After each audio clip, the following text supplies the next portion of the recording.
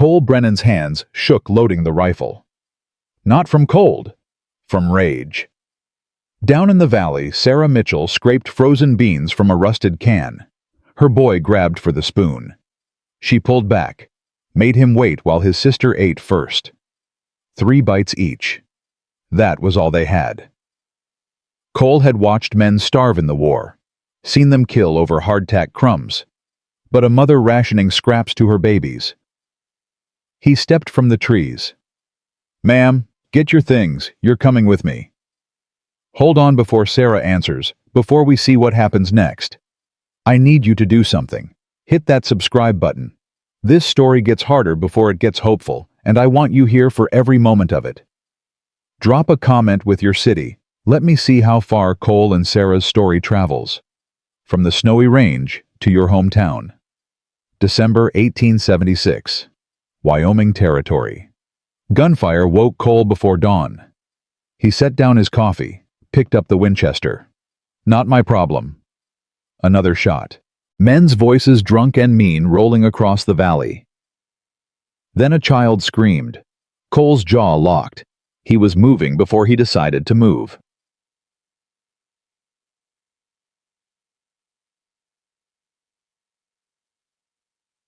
The voices got louder through the pines. 4 riders circling a shack that looked ready to collapse. One fired into the air, laughing. "Come out, Mitchell Hewitt's patience just ran dry." Cole recognized that voice. Del Sutton. The kind of man who'd shoot your dog for sport. "You got till sundown," another rider, younger, slurring. "Then we burn it." Through cracks in the walls, Cole saw movement. A woman's shape, too still. The way rabbits freeze when the hawk's overhead. He'd seen that stillness before. Mothers trying to be invisible, trying to protect what they couldn't protect. Never worked. Cole checked his rifle, stepped into the clearing. "That's enough." 4 men turned. Sutton's face split into a grin. "Hell, the ghost walks." He leaned forward. "Heard you died up there, Brennan, talking to gravestones." "Heard wrong. This ain't your concern. Woman and children make it my concern. Woman's a squatter." Sutton spat brown juice into snow. 3 months behind. Law's on our side. Law? Cole took 1 step. Just 1. The youngest rider's horse danced sideways. "You mean Hewitt writing eviction notices to himself?" Sutton's grin died. "You callin' Mr. Hewitt a liar?" "I'm callin' him a land thief. Now get." 4 rifles cocked. The sound echoed through frozen trees. "You're outnumbered, old man." "Been outnumbered before." Nobody moved. Snow started falling. Big flakes catching in beards. Cole counted heartbeats. Watched their eyes. Sutton deciding if pride was worth bleeding for. The door creaked. A woman stepped out. Threadbare coat, auburn hair. Shotgun steady despite hands that shook. "Gentlemen," her voice carried weight it shouldn't. "Take Mr. Brennan's advice." Sutton's eyes narrowed. "Mrs. Mitchell, don't be stupid." "My husband's dead. My children are freezing. You're shooting at our home." Her finger found the trigger. "I'd say we're past stupid." Cole read it fast. Woman wouldn't miss at 10 yards. Neither would Sutton. And those kids inside would see things kids shouldn't. "Sutton." Cole kept his voice level. "You really want to explain a gunfight to Hewitt mans trying to look respectable? This ain't respectable." That landed. Sutton's jaw worked. "Your boss hears you caused a scene." Cole let that sit. "Hewitt don't strike me as forgiving." Sutton stared at Sarah, then at Cole. Spat again. "Monday, Mitchell. Hewitt's coming himself. With the sheriff." He yanked his reins. "All legal and proper." The 4 riders disappeared into falling snow. Cole waited till hoofbeats faded, lowered his rifle. "They'll be back." Sarah hadn't moved. "I know. Before Monday. I know. With more men." "I said I know." She finally looked at him. Gray eyes, exhausted. "Thank you, we'll manage." She turned for the door. Cole glimpsed 2 small faces pressed against the wall gap. Girl, maybe 13. Boy, younger, thinner. Your roof's caving. Sarah stopped. West side. See how it sags? Cole gestured. Next snow, whole thing comes down. We'll manage. Ma'am, we've managed 6 months alone. We'll manage 6 more. The boy coughed. Deep. Wet. The kind that came from lungs that couldn't get warm. Sarah's shoulders tensed. She didn't turn around. Pride, Cole thought. The kind that kept you standing when everything said lie down. He respected it. Also knew it killed people. My ranch is 4 miles north. Solid roof. Warm fire. Room enough. We're not charity. Didn't say you were. Then what are we? Cole looked at those faces in the window. The girl's fierce eyes. The boy's hollow cheeks. Neighbors needing shelter till the storm passes. Sarah turned. Studied him with eyes too old for 30-something. What storm? Wind picked up right then. The kind that meant blizzard by nightfall. That one. Cole shouldered his rifle. Your choice, but that cough sounds bad. Bad coughs in December get worse. Roof caves tonight, you got no shelter at all. The boy coughed again. Longer. Sarah closed her eyes. We can't pay. Not asking. Why help? Cole met her gaze. Someone helped me once when I needed it. Seems right to pass it on. Not quite true. Margaret had helped him. Made him human after the war stripped that away. But Margaret was 4 years gone, and some debts you paid forward. Sarah looked at her shack, at the sagging roof, at snow falling heavier. One night, till the storm passes. Fair enough. Then we leave. Your choice. She nodded once. Sharp. Called inside. Lucy. Jesse. Pack. 2 kids emerged. The girl carried a carpet bag like it held gold. The boy clutched a wooden horse paint worn from holding. Who's he? Lucy stepped between Cole and her brother. Man offering shelter. Sarah's hand found her daughter's shoulder. We're going till the storm's done. No. Lucy's chin came up. We don't know him. Lucy. Papa said never trust strangers. Smart girl, Cole thought. He crouched slow, kept his hands visible. Your papa was right. He pointed at his Winchester. See this, keeping it where you can watch.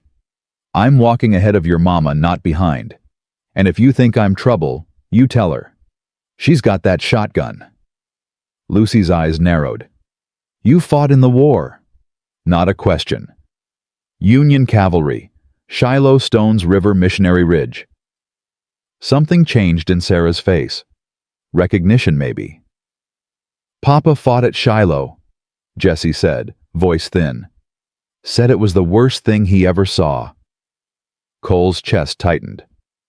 Your papa was right. He's dead now. Jesse said it plain, the way kids do. Drowned in the creek. Jesse. Sarah warned quietly. Well, he did, Mama. Cole stood. I'm sorry. Everyone's sorry. Lucy's tone could cut glass. Nobody does nothing about it. This girl was trouble. The good kind. Lucy Annabelle Mitchell. Sarah's voice held warning. Mind yourself. Yes, ma'am. They packed fast. 2 carpet bags. A wooden chest Lucy wouldn't leave behind. 3 blankets threadbare. A tin of beans. 6 months of living in 10 minutes. Cole led north. Sarah drove their wagon more buckboard than wagon wheels squeaking protest. Lucy sat beside her shotgun across her lap. Jesse rode in back, wrapped in all 3 blankets, coughing into his fist.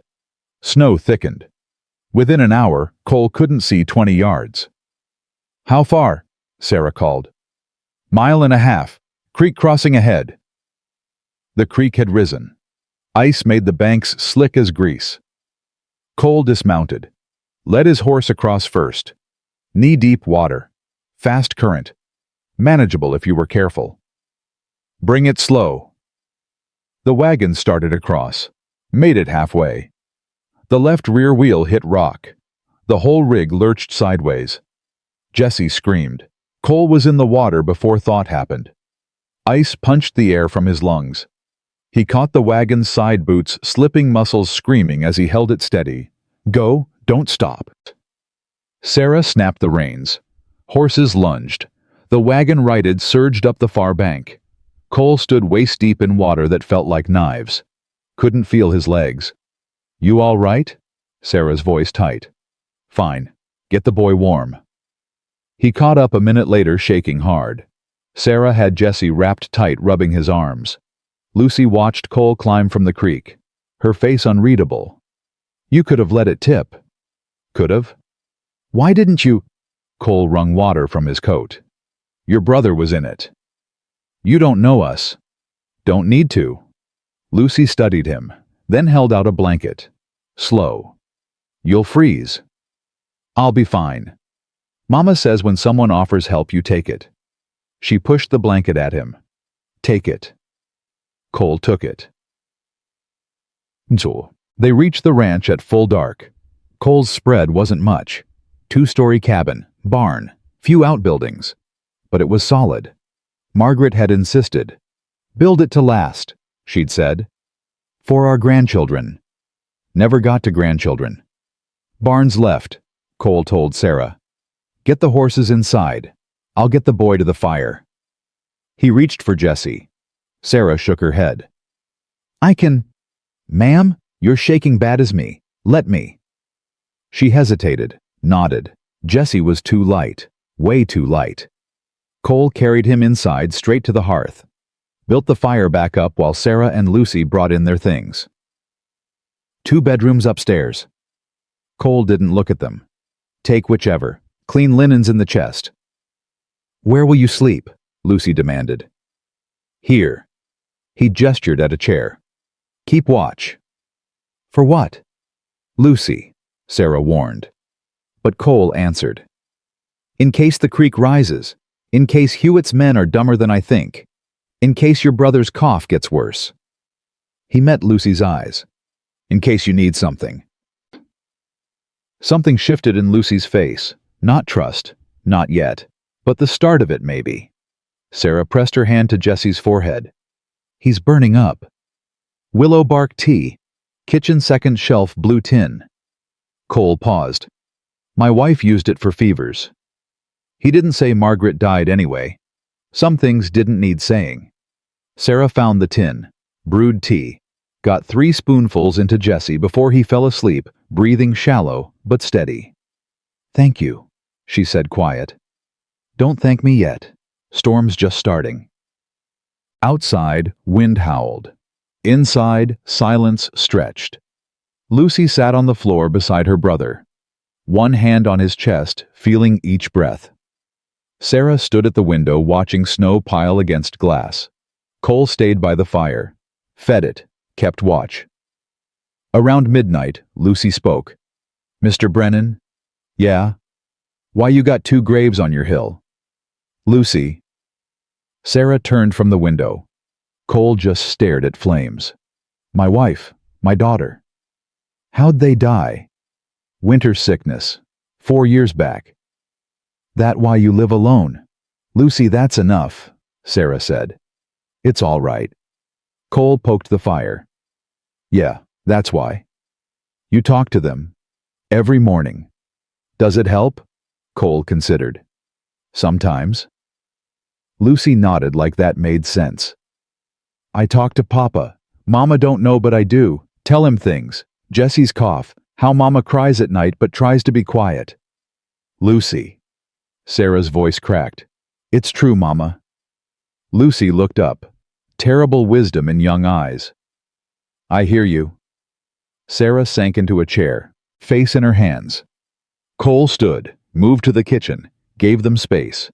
But he heard Sarah whisper, I'm sorry, baby. Don't be sorry, Mama. Just don't make us leave tomorrow. It's warm here. Jesse's warm. Cole's hands stilled on the coffee pot. We can't stay, Sarah said. Mr. Brennan offered one night. Then ask for 2, 3.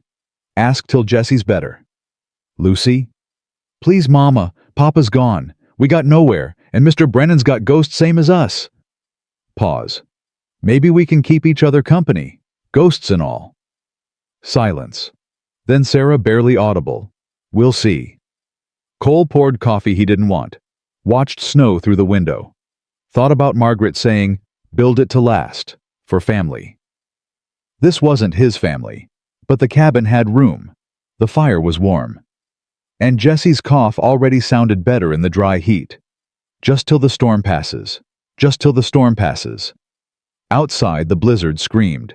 Inside, 3 strangers and 1 lonely man sat by fire, pretending they weren't thinking the same thing. What if the storm never passed? What if this was the start of something none of them planned? What if lost people just found each other? Cole added another log. Flames climbed higher, and in the dancing light 4 shadows moved closer. Not touching, not separate either. Morning came gray and cold. Cole woke to the smell of coffee. Sarah stood at his stove, back straight despite exhaustion written in every line. Didn't mean to wake you, she said.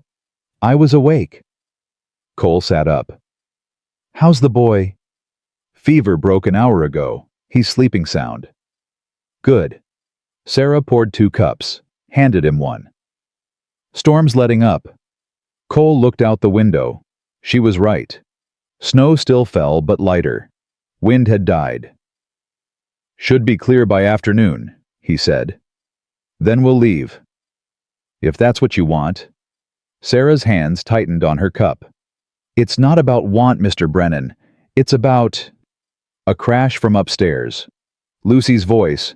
Jesse, no. Both adults ran. Jesse stood at the top of the stairs swaying. His face was white. Sweat beaded his forehead despite the cold. Needed the outhouse, he mumbled. Then his knees buckled. Cole caught him before he hit the floor. The boy's skin burned through his nightshirt. Fever's back, Cole said. Worse than before. Sarah's face went pale. Get him to bed. Lucy, boil water, all of it. For the next hour, Sarah worked with the focused intensity of someone who'd done this before. She stripped Jesse to his drawers, sponged him with cool water, got more willow bark tea into him. Cole stayed close. Fetched water. Fed the fire. Kept Lucy occupied with small tasks so she wouldn't see the fear in her mother's eyes. But he saw it, and he knew what it meant. How bad? He asked quiet when Sarah came down for more water. Bad. She didn't look at him. He's always had weak lungs, since birth. This cold, the stress not eating enough. Her voice cracked. I'm losing him. No, you're not. You don't know that. I know you're a fighter.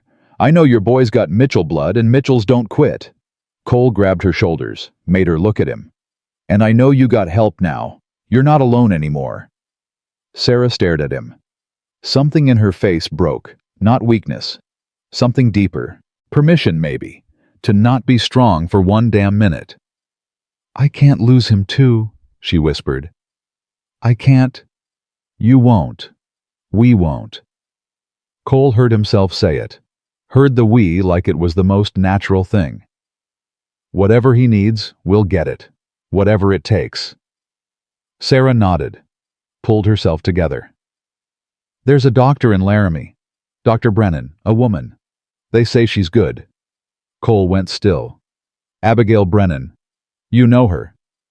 She's my sister. Sarah's eyes widened. You're... Thought she died in the war.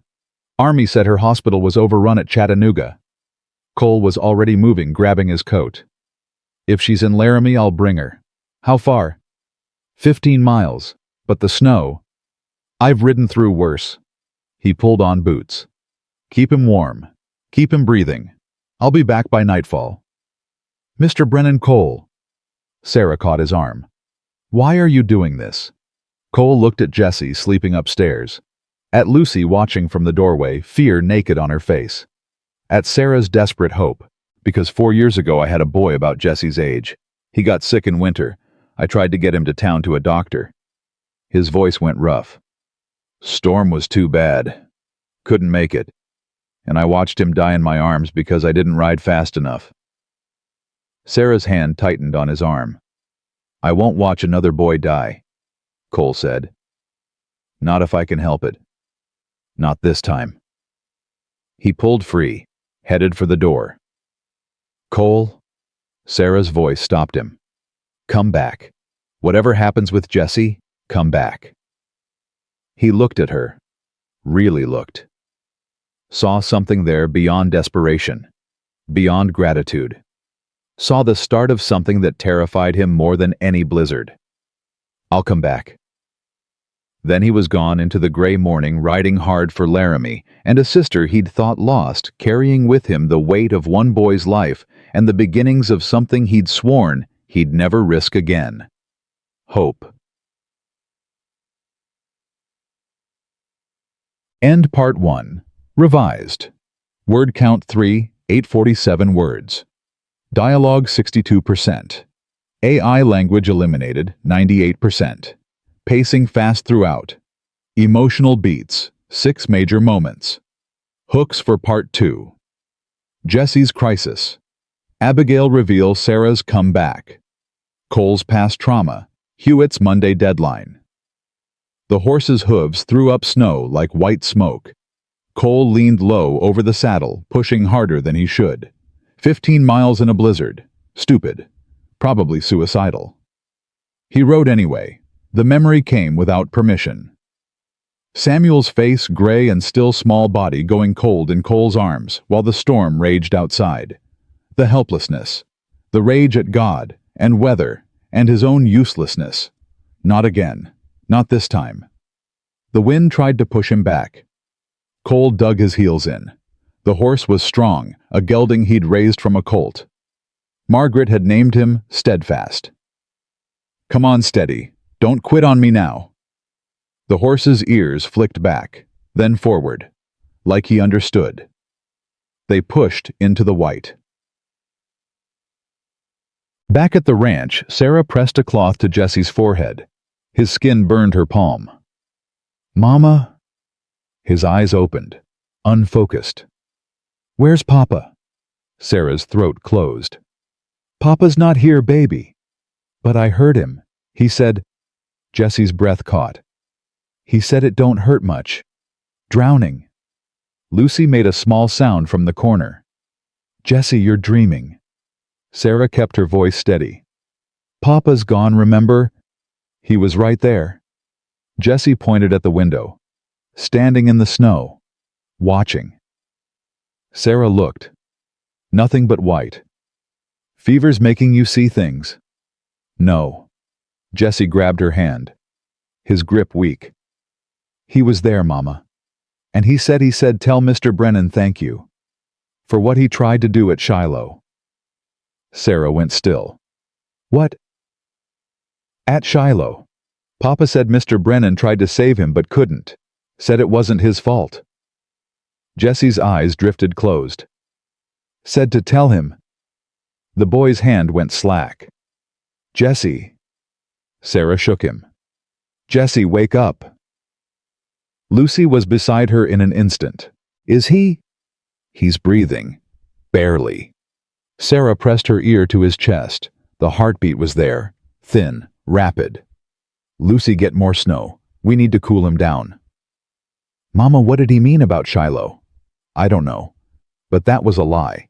Because Sarah did know. Had always known somewhere deep. The coincidences were too many. A Union cavalry officer living 4 miles from where Thomas died. The same age. The same shadows in his eyes. The way he'd looked at Jesse like seeing a ghost. Thomas had written about his captain in letters home. Captain Brennan saved my life today. Carried me through gunfire when I took a bullet. Another letter. The captain lost his whole family after the war. Heard he went west. Heard he lost his mind. And then Thomas had come west. Found work surveying for the railroad. Started asking questions about a hermit rancher on Snowy Range who never came to town. I need to find him, Thomas had told her 3 days before he died. Need to warn him. Warn him about what? Thomas had looked at her with fear in his eyes. Real fear. Hewitt knows who he is. Knows his son died at Antietam. Knows Brennan's cavalry charge broke the Confederate line. So Hewitt's son was in that line, Sarah. He blames Brennan for William's death. And men like Hewitt, they don't forget. They wait. 2 days later, Thomas drowned in 3 feet of water. Sarah pressed the cold cloth to Jesse's head and felt the weight of understanding settle over her. Cole Brennan hadn't just offered them shelter. He'd painted a target on his own back. Laramie appeared through the snow like a half-remembered dream. Cole's hands were numb on the reins. His face felt like leather left in a fire. He found the doctor's office by asking the first person he saw a woman sweeping snow from her porch. "Dr. Brennan, 2 streets over, blue door, can't miss it." Cole tied steadfast outside, stamped snow from his boots, pushed open the door. The woman inside looked up from her desk, 40-something, wire-rimmed spectacles, dark hair going gray at the temples. Their eyes met. "Jesus Christ," she whispered. "Nathan." Nobody had called him that in 6 years. "It's Cole now." "Cole." Abigail stood slowly, like he might vanish if she moved too fast. "They said you died. After Margaret and Emma, they said you put a gun in your mouth and—" "I thought about it." Cole pulled off his hat. "Didn't do it." "Thank God." She took 1 step, then another. Then she was across the room, arms around him, and Cole stood there frozen, because he'd forgotten what it felt like to be held by someone who gave a damn if he lived or died. "I'm sorry," Abigail said into his shoulder. "I'm so sorry. I should have come looking. Should have. You thought I was dead. Can't blame you for that." She pulled back, looked at him. Her eyes were wet. "You look like hell, Nathan Cole. When did you last eat?" "Not here for me." Cole met her gaze. "Got a boy dying 4 miles north, 9 years old. Weak lungs, high fever, can't keep it down. His mother's tried willow bark, cool water, everything. He's getting worse." Abigail's face changed. Became the doctor. "How long's he been sick?" 2 days bad, probably weeks before that." "Can he be moved?" "Not in this weather. You'd have to come to him." "Where?" "My ranch." Abigail grabbed her bag, started throwing things in, bottles, instruments, bandages. "Tell me everything. Symptoms, timeline, all of it." Cole talked while she packed. By the time he finished, she was pulling on her coat. "Could be pneumonia. Could be consumption." She checked her bag 1 more time. "Either way, if we don't get his fever down soon, it won't matter what it is." They were heading for the door when a voice stopped them. "Dr. Brennan, leaving town." Cole turned. A man stood in the doorway. Late 50s, expensive coat, silver beard. Cold eyes that calculated everything. Clayton Hewitt. "Emergency call," Abigail said. Her voice stayed professional, but Cole heard the edge underneath. "A patient needs—" "A patient." Hewitt stepped inside, closed the door behind him. "Would that patient be Jesse Mitchell?" Silence dropped like a stone. "How do you know that name?" Cole's hand moved toward his gun. Hewitt smiled. No warmth in it. "I make it my business to know everything that happens in my territory. The Mitchell widow. Her 2 children. The fact that they're currently squatting at your ranch." His gaze fixed on Cole. "The fact that you rode 15 miles through a blizzard to fetch your sister. Get out of the way. In a moment. First, I'd like to offer my assistance." "We don't need your help," Abigail said. "Oh, I think you do. You see, I happen to know that young Jesse needs more than willow bark tea. He needs real medicine. Medicine I can provide." Hewitt pulled a small bottle from his pocket. "Morphine. For the pain. And this? Another bottle. Camphorated oil. Rub it on his chest, help him breathe." Cole's jaw locked. "What do you want?" "Smart man. Straight to business." Hewitt set the bottles on the desk. "I want Mrs. Mitchell and her children out of that shack by Monday. I want her to sign over any documents her late husband left behind, And I want you, he pointed at Cole, to mind your own affairs and stop playing hero. And if I don't, then young Jesse doesn't get his medicine. And we both know what happens to 9-year-old boys with lung fever in December. Hewitt's smile widened. Don't we, Captain Brennan? The words hung in the air like smoke. I don't know what you're talking about, Cole said. No, let me refresh your memory. April 1862, Shiloh. Your cavalry charge broke the Confederate line. My son William was in that line. He died with your saber in his chest. Cole's blood went cold. I didn't. You did. I identified his body myself. Saw the wound. Hewitt's voice stayed pleasant, reasonable. For 14 years I've wondered what happened to Captain Nathan Calloway, the hero of Shiloh. And then Thomas Mitchell came to town asking questions about a hermit rancher on Snowy Range, asking if anyone knew a Nathan Brennan who'd served in the war. Thomas knew, Cole said slowly. Thomas was going to warn you. Foolish man. He should have minded his business. Hewitt picked up the bottles. So here's my offer. Take the medicine. Save the boy. And in return you convince Mrs. Mitchell to leave quietly. Sign whatever I need signed. Disappear. Or I tell the whole territory who you really are. The Union officer who killed Clayton Hewitt's son. You think anyone will give you shelter then? You think anyone will sell you supplies? Hewitt's eyes glittered. Winter's long, Captain, and accidents happen. Abigail grabbed the bottles from his hand. We'll take the medicine. The rest is his decision. Smart girl. Hewitt tipped his hat. You have until Monday. After that. He looked at Cole. Well, after that, things get complicated. He walked out. Cole stood frozen rage and fear warring in his chest. Nathan Cole. Abigail touched his arm. We need to go. Now.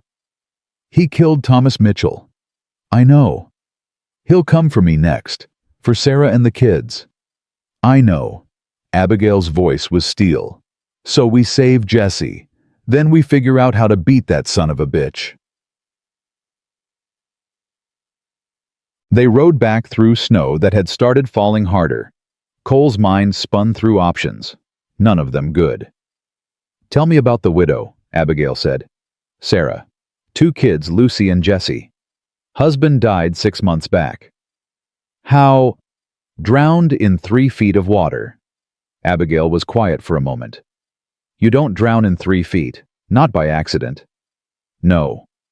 And you think Hewitt. I know Hewitt. Thomas found something. Proof of land fraud, maybe. Railroad corruption. Something worth killing for. Cole urged steadfast faster. And now Sarah's got whatever Thomas left behind. Does Hewitt know that? He will, if he doesn't already. They rode in silence for a while. Then Abigail said, You care about them. The widow and her kids. They needed help. That's not what I asked. Cole didn't answer. Didn't know how to answer. Because the truth was too complicated. Too dangerous. The truth was that when Lucy looked at him with those suspicious eyes, he saw Emma. When Jesse laughed, the few times he'd laughed, Cole heard Samuel. And when Sarah stood in his kitchen making coffee like she belonged there, something in his chest loosened that had been locked tight for 4 years. She asked me to come back, he said finally. After I left. She said, come back whatever happens. Abigail glanced at him. And I don't know if she meant just for Jesse, or for her. Yeah. Would that be so bad? Margaret's only been gone 4 years. 4 years is a long time to be alone. Not long enough to forget. Nobody's asking you to forget. Abigail's voice gentled. But maybe it's long enough to start living again. Oh. They reached the ranch as daylight faded. Sarah met them at the door, face tight with worry. He's worse. His breathing. She saw Abigail. You're Dr. Brennan. Call me Abigail. Where is he? Sarah led them upstairs. Jesse lay on the bed, chest rising and falling in quick, shallow gasps. His lips had a blue tinge. Abigail's face went professional. How long has he been like this? An hour, maybe less. Sarah's voice cracked. Is he? Not if I can help it. Abigail opened her bag. I need hot water, clean cloths, and someone to hold him still while I work. I'll do it, Lucy said from the doorway. Lucy, you don't have to. He's my brother, Mama. I'll do it. For the next hour, Cole watched his sister work. She rubbed the camphorated oil on Jesse's chest, got morphine into him, for the pain packed his forehead with cool cloths. Lucy held her brother's hand and didn't cry once, even when Jesse whimpered. Sarah stood frozen by the window. Cole moved beside her. He'll make it. You don't know that. I know Abigail, best doctor I've ever seen. If anyone can save him, she can. Sarah was quiet. Then, Jesse said something, before you left, about Shiloh. Cole went still. He said Thomas wanted to thank you for trying to save him. Sarah turned to look at Cole. Was my husband in your unit? No point in lying now. Yeah, 12th Pennsylvania Infantry. Good soldier, steady under fire. Did you know it was him when we showed up at your door? Not at first. When Jesse mentioned Shiloh, I started wondering, but I wasn't sure until... Cole stopped. Until Hewitt said his name. How did you... He came here, after you left. Him and 2 men. Sarah's voice stayed level, but her hands shook. Said he wanted to make sure Jesse was comfortable. Wanted to offer his condolences for Thomas. Cole's jaw locked. What did you tell him? That we didn't need his condolences, that we knew what he was. Sarah met his eyes. That if he came back, I'd shoot him myself. Sarah. He killed my husband Cole. I know he did, and now he knows you know, which means he'll come for all of us. Yes. From the bed, Abigail said, his breathing's easier, fever's coming down. Sarah was across the room in an instant. Jesse, baby, can you hear me? Jesse's eyes fluttered open. Mama, I'm here.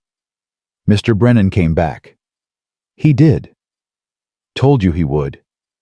Jesse's voice was barely a whisper. Good men keep promises. Something in Sarah's face cracked. She pressed her forehead to her son's and didn't try to hide the tears. Lucy looked at Cole, mouthed 2 words, thank you. Cole nodded, looked away before emotion could choke him. Abigail stood wiping her hands. He's not out of danger yet.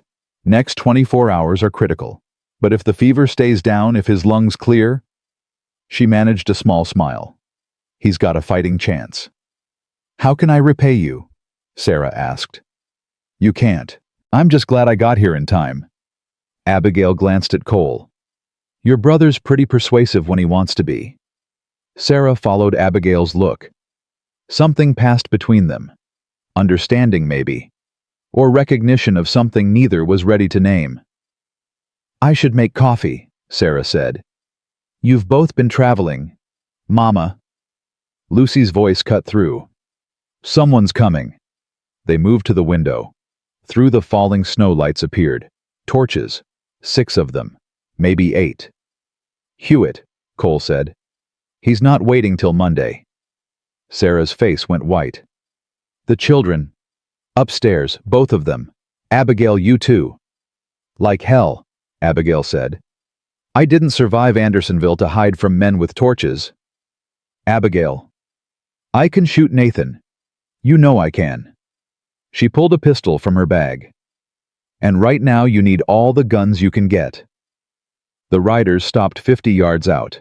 A voice called through the darkness. Brennan, send out Mrs. Mitchell, and we'll leave peaceful. Cole opened the door, stepped onto the porch. She's not going anywhere, Hewitt. Then you're making this harder than it needs to be. Story of my life. Behind him, Sarah grabbed a rifle, checked the load. How many shots you think we got? Enough.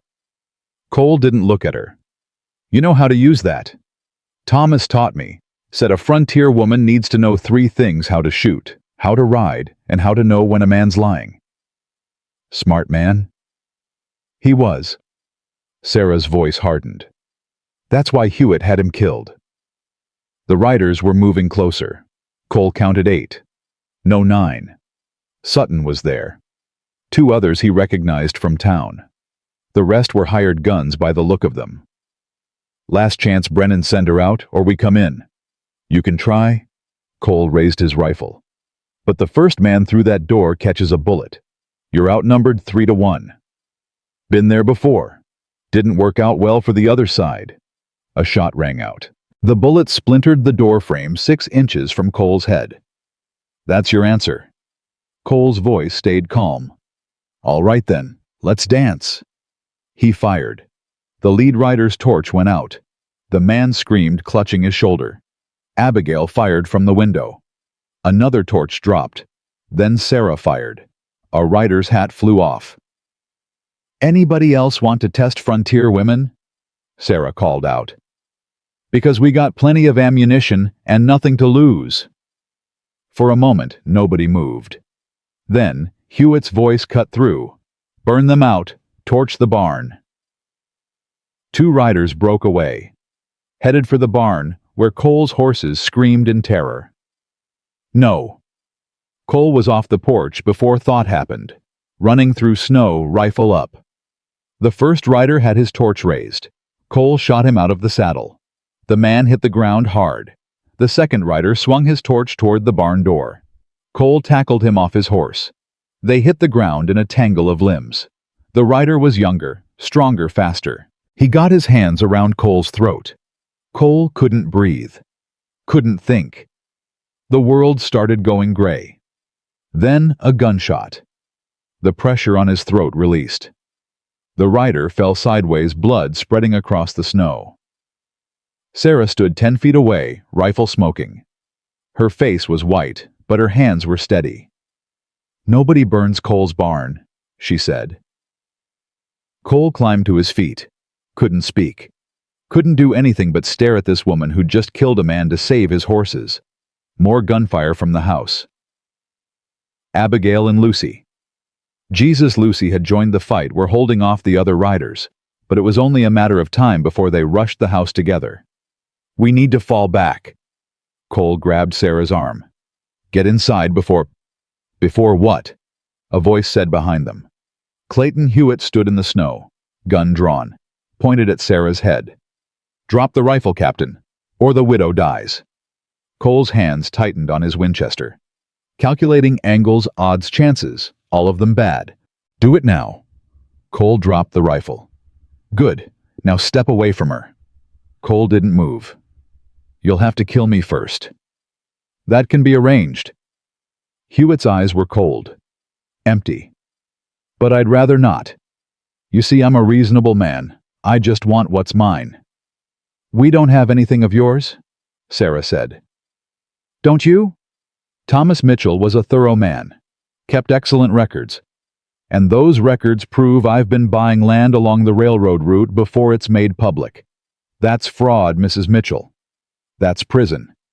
Hewitt's gun didn't waver. So you're going to give me those records. And then you're going to sign a statement saying your husband was confused, delusional, grief-stricken. I'll never... Yes, you will, because if you don't, I'll start with your daughter, then your son, then Captain Brennan here. Hewitt smiled. And I'll make you watch. The world slowed down. Cole saw it all at once. Sarah's finger on the trigger, Hewitt's gun aimed at her head, the distance between them, the snow falling like a curtain. 3 seconds to decide, live or die, submit or fight. Sarah made the choice for him. The records are in the barn, she said. Hidden in the tack room, behind the saddle blankets. Sarah, no. Cole started. Shut up. Her voice was flat. Dead. It's over. He wins. Hewitt's smile widened. Sutton checked the barn. Footsteps crunched through snow. Cole's mind raced. There was nothing in the barn. Sarah was lying. But why? Then he understood. The tack room had one window, small, easily defended, and inside were tools that could become weapons in the right hands. Sarah was buying them time. Sutton disappeared into the barn. Silence stretched, then a crash, shouting. What the hell? Hewitt's attention wavered for half a second. Sarah moved, knocked his gun up. The shot went wild. Cole was on him before Hewitt could recover. They went down hard. Hewitt fought like a man half his age, all desperate fury and survival instinct. They rolled through snow. Hewitt's hands found Cole's throat. Squeezed. Should have died at Shiloh, Hewitt hissed. Should have died with my boy. A gunshot. Hewitt jerked. Blood bloomed across his chest. He looked down, looked up at Sarah holding the smoking pistol, then collapsed sideways. Sarah stood frozen. The gun shook in her hands. From the barn, Sutton emerged, hands raised. Abigail had her rifle trained on him. Boss? Sutton called. Then saw Hewitt's body. Oh, hell.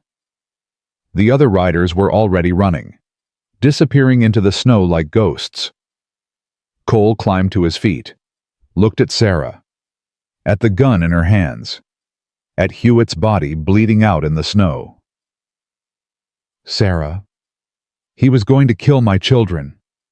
Her voice was hollow, empty. He killed Thomas. He was going to kill all of us. I know. So I killed him first. She looked at Cole. Does that make me a murderer? That makes you a mother. Sarah's knees buckled. Cole caught her before she hit the ground. She didn't cry, didn't scream, just held on to him like he was the only solid thing left in the world. It's over, Cole said into her hair. It's over. But he knew it wasn't. It was just beginning. Sarah's hands wouldn't stop shaking. She sat at Cole's kitchen table, fingers wrapped around coffee she couldn't drink. Hewitt's blood was still on her dress. Dark, wet. She could smell it. Drink, Abigail said gently, pushing the cup closer. You're in shock. I killed a man. You defended your family. The law won't see it that way. Sarah's voice was flat, empty. Hewitt was the law here, judge, banker, landowner, and I shot him in the chest. Cole stood by the window watching the riders' tracks disappear under fresh snow. Sutton ran, the others scattered. They'll be back with the sheriff by morning. Then we need to be ready. Abigail checked her pistol, reloaded. We'll tell the truth. Hewitt attacked first, threatened the children, self-defense. You think the sheriff will care? Sarah laughed, no humor in it. Half the town works for Hewitt. The other half owes him money. Who's going to believe a widow and a hermit over a dead judge? Silence fell like snow. Lucy appeared in the doorway. Mama Jessie's asking for you. Sarah stood too fast, swayed. Cole caught her elbow. Easy. I'm fine. You're not. His hand stayed on her arm, steady, warm. But you will be. Their eyes met. Something passed between them that had nothing to do with Hewitt, or violence, or fear. Then Sarah pulled away.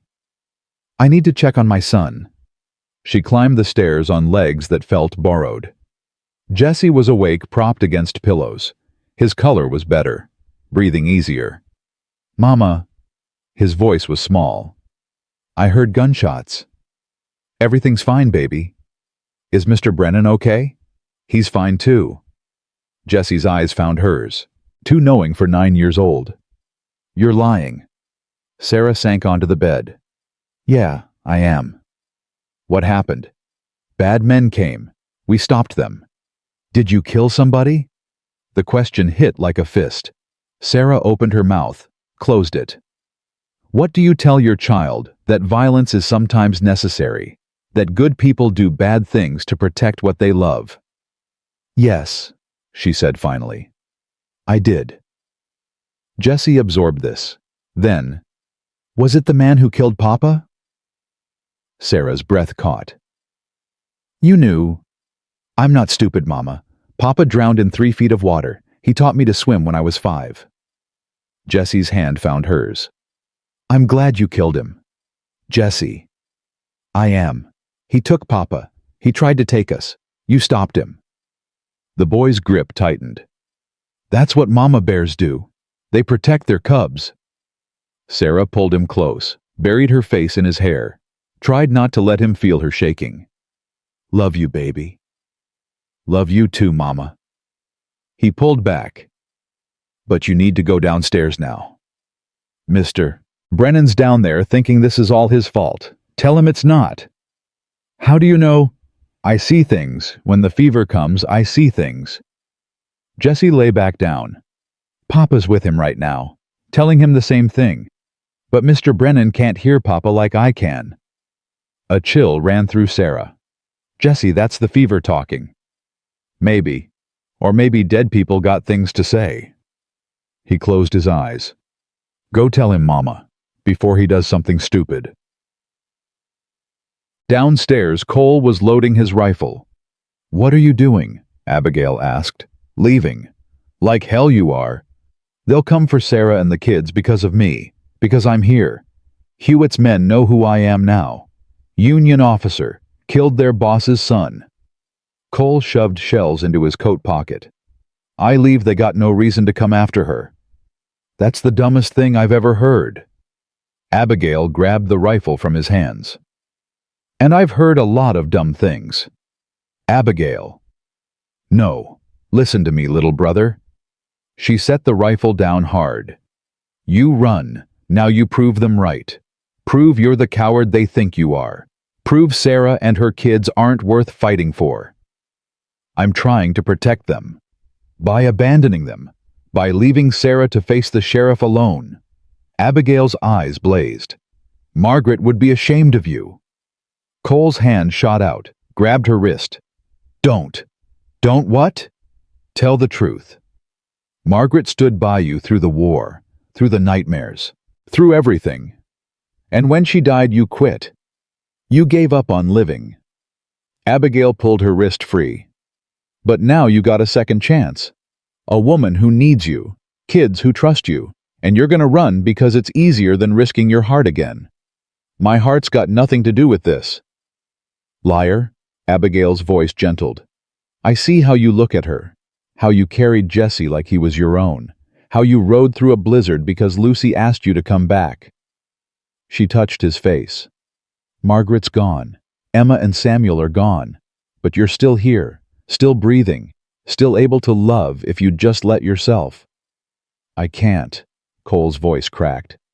If I let them in and something happens, if I lose them too. Then you lose them. That's the risk. That's what it costs to be human. Abigail's hand dropped. But hiding in these mountains, talking to ghosts, dying by inches, that's not living. That's just slow suicide. Footsteps on the stairs. Sarah stood there, pale but steady. He's right, she said. You should go. Cole turned. Sarah. No, I mean it. Hewitt's dead because you helped us. His men will come for revenge. The sheriff will ask questions, and every answer points back to you. Sarah's voice stayed level. You've done enough, more than enough, but we're not your responsibility. The hell you're not. Cole? No. You listen. He crossed to her.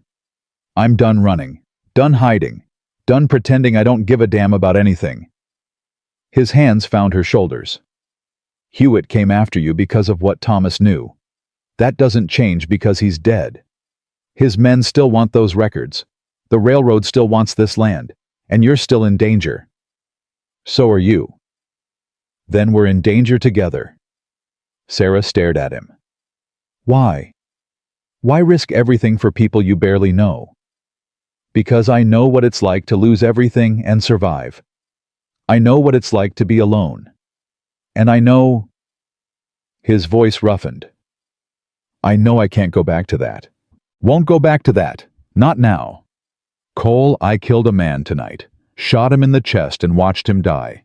That makes you someone who protected her family. Nothing more. Cole's grip tightened. You think I haven't killed men? You think I sleep easy at night? We do what we have to do, and then we live with it. I don't know if I can. You can. I'll help you. He paused. If you'll let me. The air between them felt charged, electric, like something big was about to break. Then Lucy's voice shattered the moment. Riders coming, 4 of them. Everyone moved at once. Abigail to the window, Cole to his rifle, Sarah to the door.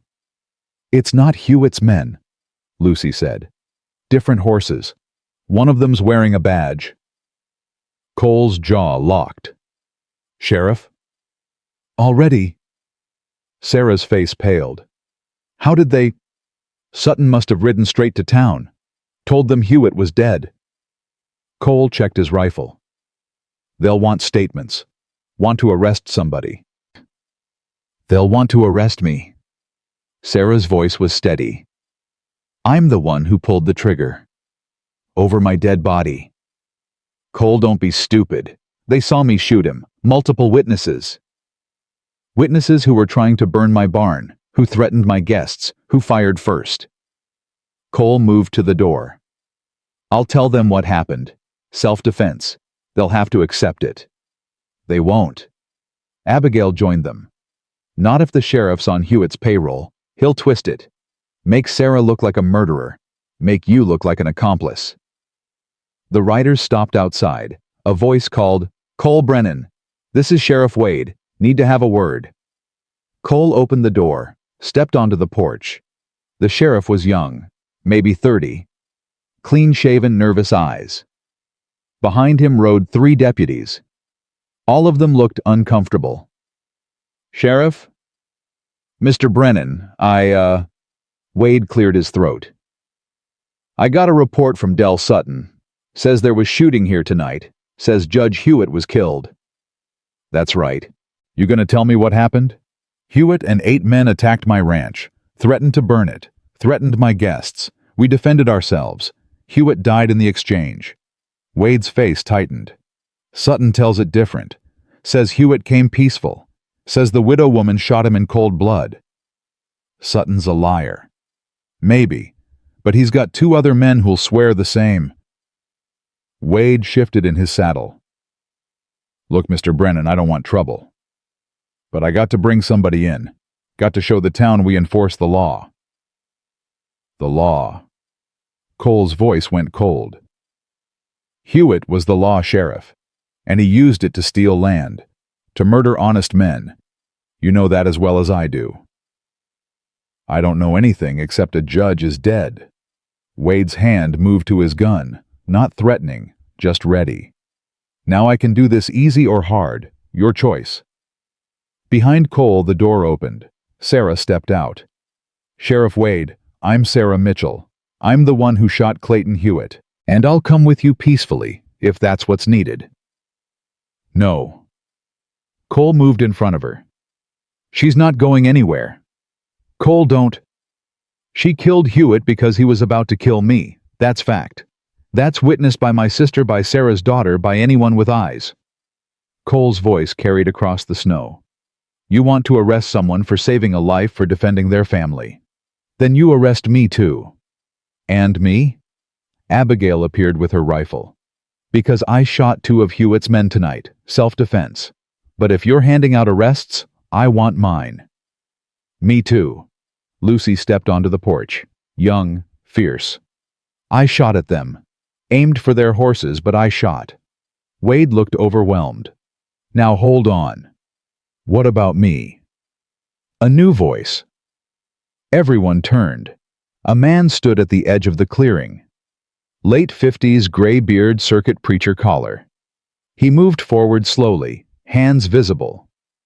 Reverend Crane, Wade said, surprised. What are you doing here? Heard gunfire from my place. Came to check on Mr. Brennan. Josiah Crane walked up the porch steps, nodded to Cole. Glad to see you're all right, son. Reverend. Cole's voice held respect. This is bad timing. On the contrary, it's perfect timing. Crane turned to Wade. Sheriff, I think you should know Clayton Hewitt came to me 2 weeks ago. Confession. Said he'd done terrible things. Said he'd had Thomas Mitchell killed. Dead silence. He told you that. Wade's face went white. Why didn't you say anything? Confessional seal. Can't break it while the man's alive. Crane's eyes were hard. But he's dead now, and the dead can't hide behind God's mercy. That's... Wade swallowed. That's a serious accusation, Reverend. It's the truth. Hewitt paid a man named Carson to drown Thomas Mitchell in Carson Creek. Made it look like an accident. Did it because Thomas found proof of Hewitt's railroad fraud. Crane pulled papers from his coat. These are copies of documents Thomas gave me before he died. Land deeds, forged signatures, letters proving Hewitt had inside information about the railroad route. Wade stared at the papers. Why didn't Thomas go to the law? Because Hewitt was the law sheriff. Who was Thomas supposed to trust? Crane handed the documents to Wade. But now you got a choice. You can arrest Mrs. Mitchell for defending herself against a murderer. Or you can take these papers to Helena. Let the territorial judge decide who's guilty. Wade looked at the papers, at Sarah, at Cole, at his 3 deputies who all looked like they wanted to be anywhere else. This is above my pay grade, he said finally. Way above. Then take it to someone whose pay grade it isn't, Crane said. Federal marshal, maybe. Or Judge Eaton in Helena. Just don't punish a woman for doing what the law should have done years ago. Wade was quiet for a long moment. Then, Mrs. Mitchell, I need you to come to town. Give a statement. Formal written witnessed. She's not going alone, Cole said. I'm not asking her to. You'll come too. All of you. Wade gestured to his deputies. We'll sort this proper. Legal. No arrest tonight. But come morning, I want everyone at the courthouse. Fair enough, Crane said before Cole could object. We'll be there. Wade and his men rode off. The moment they disappeared, Sarah's knees buckled. Cole caught her. I got you. I thought... Her voice cracked. I thought they were going to take me, throw me in jail, hang me. Not while I'm breathing. Sarah looked up at him, really looked. You meant it, what you said before, about not going back to being alone. Every word. Cole, I'm a mess. I've got 2 kids, no money, dead husband, and now a dead judge on my conscience. You really want to tie yourself to that, yeah? He said it simple, no hesitation. I do. Why? Because for 4 years I've been dead inside. And then you showed up in that shack rationing scraps to your kids, and something woke up. His hand came up, touched her face. I don't know what this is, don't know where it goes, but I know I'm not letting you face it alone. Sarah's eyes filled. I'm scared. Me too. What if they don't believe us? What if the judge sides with Hewitt's people? Then we fight. We run. We do whatever it takes. Cole's thumb brushed her cheek. But we do it together. Together. Sarah tested the word, like it was foreign. I haven't had a together in a long time. Neither have I. They stood like that close, but not touching until Abigail cleared her throat. Hate to interrupt, but we got problems beyond the sheriff. What now? Cole asked. Hewitt's men scattered, but they didn't go far. They'll regroup. Come back. Abigail's face was grim. And without Hewitt to control them, they're going to be mean, vengeful. She's right, Crane said. Hewitt kept those men on a tight leash. Now that leash is gone. They'll want blood for blood. So what do we do? Sarah asked. We prepare. Cole moved to the door. Board the windows. Stock ammunition. Make this place defensible. Or, Crane said slowly, we go on offense. Everyone looked at him. What do you mean? Cole asked. I mean, we don't wait for them to come to us. We go to town, tomorrow, all of us. Give our statements like Wade asked. But we also tell everyone what Hewitt did. Show them the proof. Turn public opinion. Crane's eyes gleamed. Hard to lynch someone when the whole town knows they're innocent. That's risky, Abigail said. What if the town sides with Hewitt? Then we know where we stand, but I don't think they will. Crane gestured to the papers. Most folks in Laramie are decent. They didn't know what Hewitt was doing.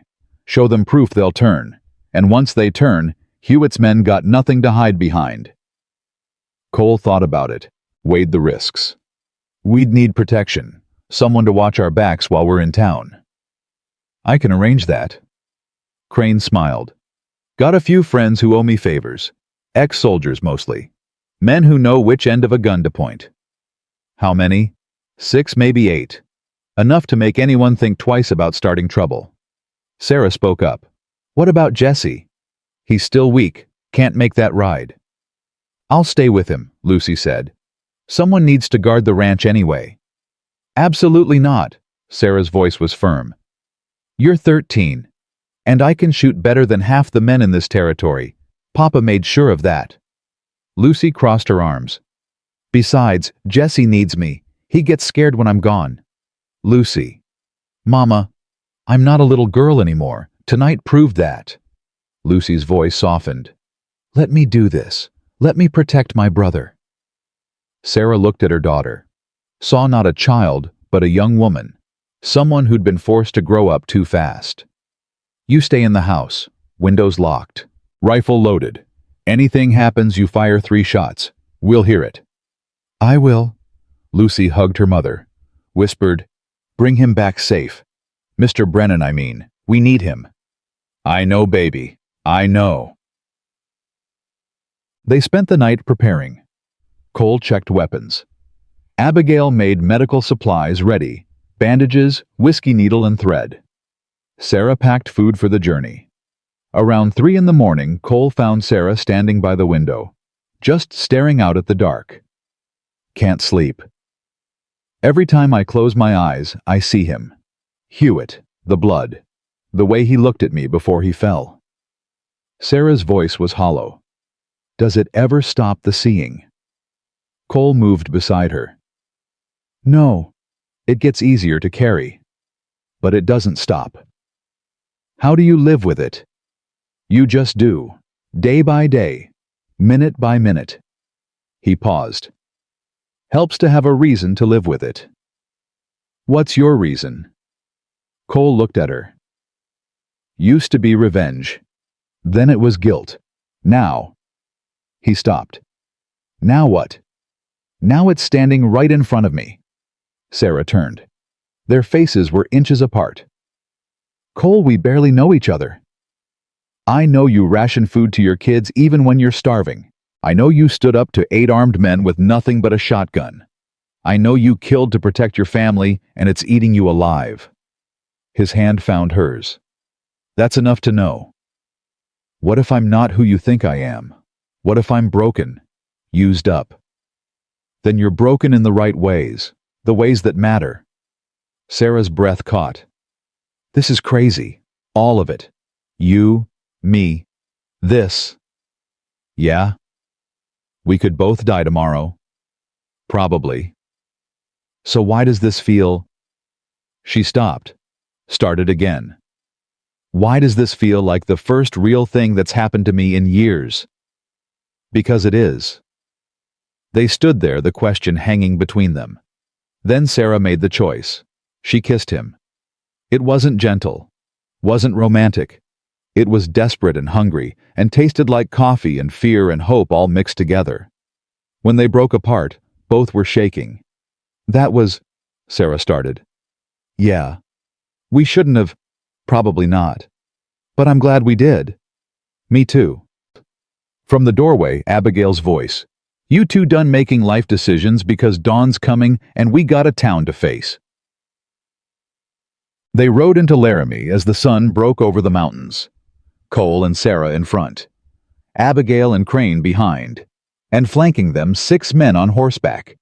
Ex-soldiers by their bearing. Armed. Alert. The town woke as they passed. Doors opened. People stared. Word spread fast. The widow who killed Hewitt. That's the hermit rancher. The one who's really a Union officer. Heard he killed 100 men at Shiloh. heard Hewitt had Thomas Mitchell murdered. By the time they reached the courthouse, a crowd had gathered. 50 people, maybe more. Their faces were hard to read. Sheriff Wade stood on the courthouse steps. Behind him, 3 of Hewitt's men, including Sutton. "Mrs. Mitchell," Wade said formally, "you ready to give that statement?" "I am." "Then come inside. You too, Mr. Brennan." They dismounted, started up the steps. Sutton blocked their path. "She's a murderer, ain't going nowhere but a cell." "Step aside," Cole said quietly. "Or what? You'll shoot me like you shot Judge Hewitt." "I didn't shoot Hewitt. She did, to save my life." "Convenient story." Cole's hand moved to his gun. "Step aside." The crowd had gone silent, watching, waiting to see which way this would fall. Then a voice from the back let her speak. Cole turned. A woman stepped forward. Old, gray hair, worn hands. "I'm Martha Sykes. My husband was one of the men Hewitt cheated. Paid us nothing for our land. Told us we had no choice." She looked at Sarah. "If you killed him, I want to hear why." Another voice. "Me too. James Wright. Hewitt foreclosed on my farm. Said I missed payments I know I made." More voices joined. A dozen. 2 dozen. All people with grudges. With stories. With reasons to believe Hewitt wasn't the saint the town thought. Wade looked overwhelmed. "Now hold on." "No." Crane stepped forward. "These people have a right to hear the truth. All of it." He held up the papers. "Judge Hewitt murdered Thomas Mitchell. He stole land through fraud. He threatened children. And when Mrs. Mitchell defended herself and her family, she did what the law should have done years ago." "You got proof of that?" someone called. "Right here." Crane started reading. Names, dates, transactions, forgeries. The whole ugly truth laid bare. The crowd's mood shifted. Anger replaced confusion. Justice replaced fear. Sutton saw it happening. His face went white. "This is lies. All lies." "Then explain this." Crane held up a letter, in Hewitt's own hand, to someone named Carson, offering $500 to handle the Mitchell problem permanently. Dead silence. "That's..." Sutton backed up. "That don't prove nothing." "It proves everything." Wade grabbed Sutton's arm.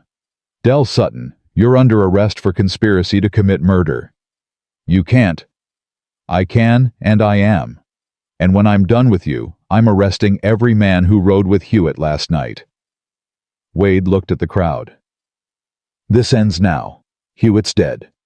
His operation's finished, and anyone who wants to continue his work will answer to me." The crowd erupted, cheering, crying, years of fear and resentment pouring out all at once. Sarah stood frozen, like she couldn't believe it was over. Cole took her hand. "You're free." "Am I?" She looked at him. "Or did I just trade one prison for another?" "What do you mean?" "I mean everyone knows now. The widow who killed a judge. The woman who shot a man in cold blood." Sarah's voice cracked.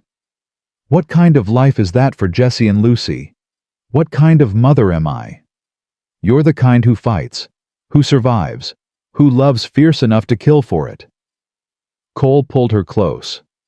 "And that's the only kind of mother worth having." Sarah buried her face in his chest. Let herself break. Just for a moment.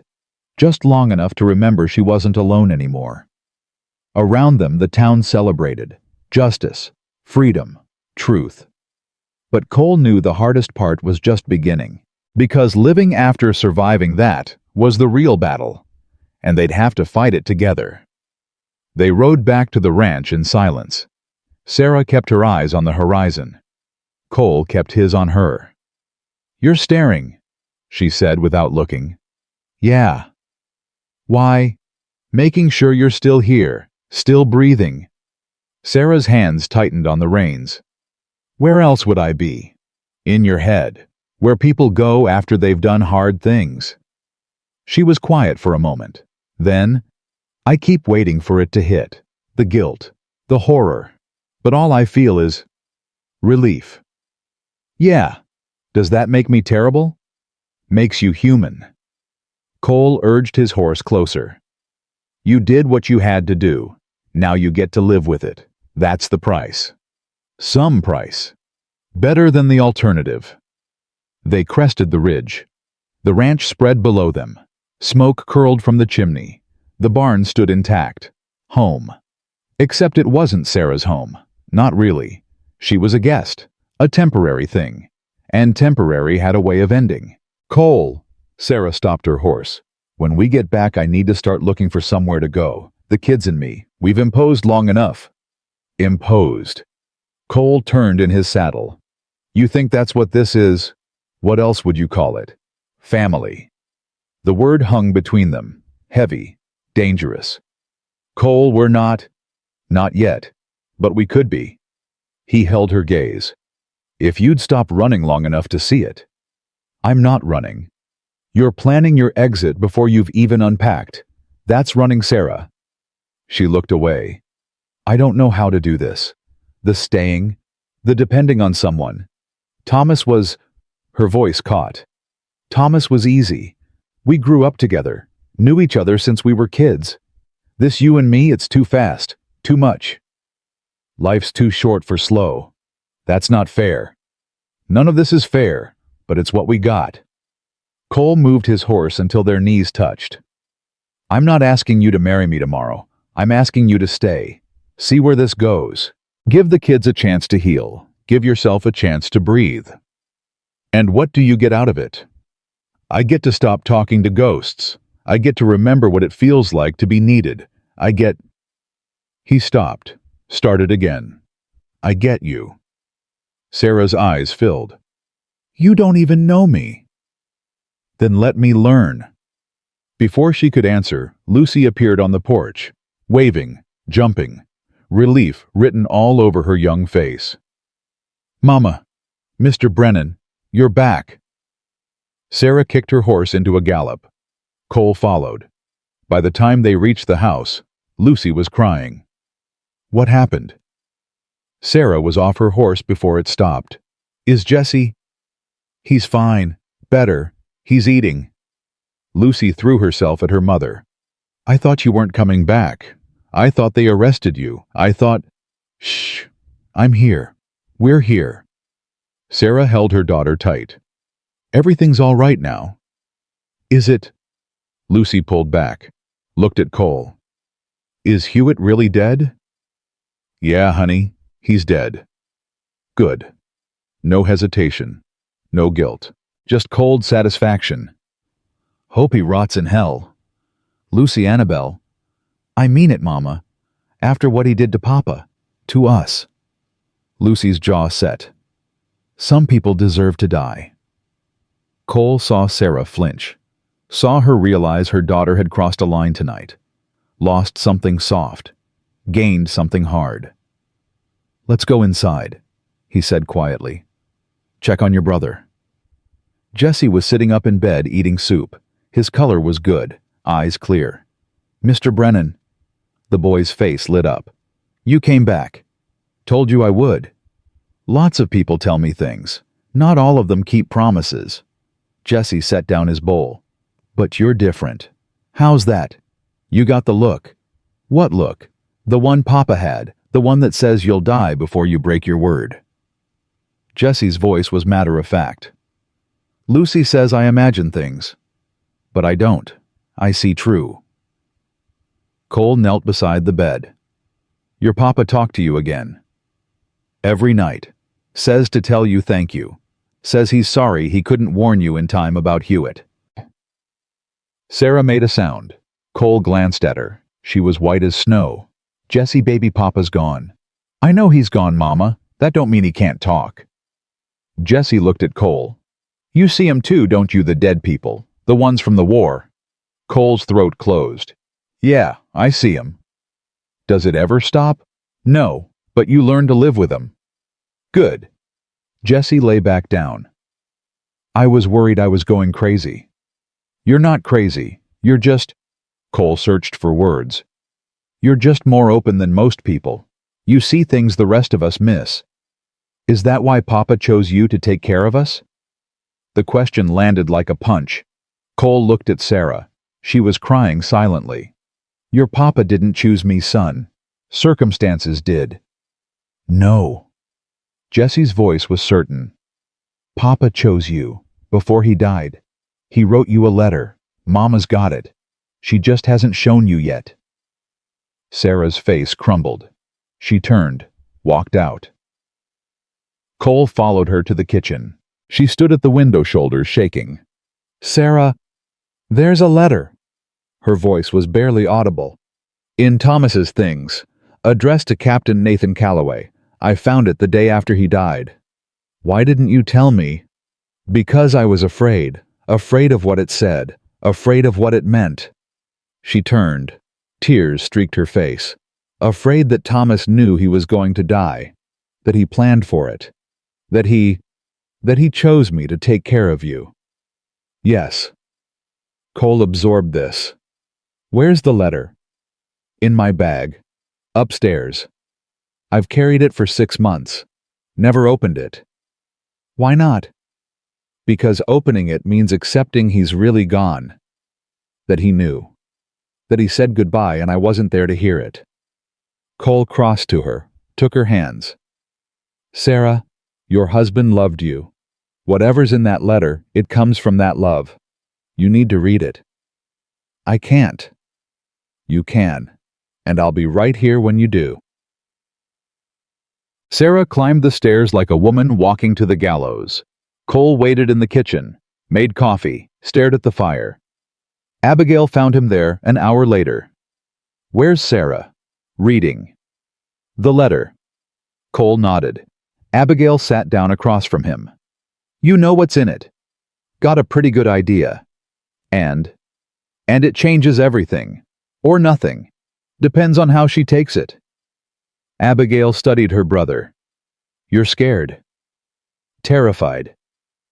Of what? Of this being real. Of it working. Of waking up and finding out I'm still alone. Cole's hands shook on his cup. For 4 years I've been numb. Dead inside. And now I'm feeling again, and it hurts like hell. That's what living feels like, Nathan. It hurts. But it's also worth it. I know, you told me. He looked at her. But what if I mess this up? What if I let them down, like I let Margaret and Emma down? You didn't let them down. They got sick. You couldn't stop it. I could have tried harder. Could have... No. Abigail's voice was sharp. You could not. And if Sarah's smart, she'll tell you the same thing. Footsteps on the stairs. Sarah appeared. Her face was blotchy from crying. In her hands yellowed paper. He knew. Her voice was hollow. 3 days before he died, he knew Hewitt was going to kill him. Cole stood. Sarah, he wrote this letter to you, told you everything. The fraud, the murder plot, the evidence he'd hidden. She held it out. He asked you to protect us, to take care of his family if something happened to him. Cole took the letter, read it in silence. Thomas Mitchell's handwriting was steady, clear. A man who knew his time was short and wanted to get things right. Captain Brennan. I don't know if you remember me. Private Thomas Mitchell. 12th Pennsylvania. You saved my life at Shiloh when I took a bullet. Carried me 2 miles to the field hospital. I never got to thank you proper. I'm writing because I'm in trouble. Found proof that Clayton Hewitt's been stealing land. Proof that'll send him to prison. He knows I know. And men like Hewitt don't let that slide. If you're reading this, I'm dead. Which means my wife Sarah and my kids Lucy and Jesse got nobody. I'm asking you, begging you to look after them. Not because you owe me, but because I know what kind of man you are. The kind who risks everything for people he barely knows. Sarah's strong, stronger than she thinks. But she'll need help. The kids, too. They're good kids, smart, brave. They just need a chance. I know you lost your family. I know you hurt. But don't let that hurt make you turn away from mine. They need you, Captain. And maybe, just maybe, you need them too. Give them a home. Give them safety. Give them the life I can't. Thank you for Shiloh. Thank you in advance for this. Your grateful soldier, Thomas Mitchell. Cole's vision blurred. He looked at Sarah.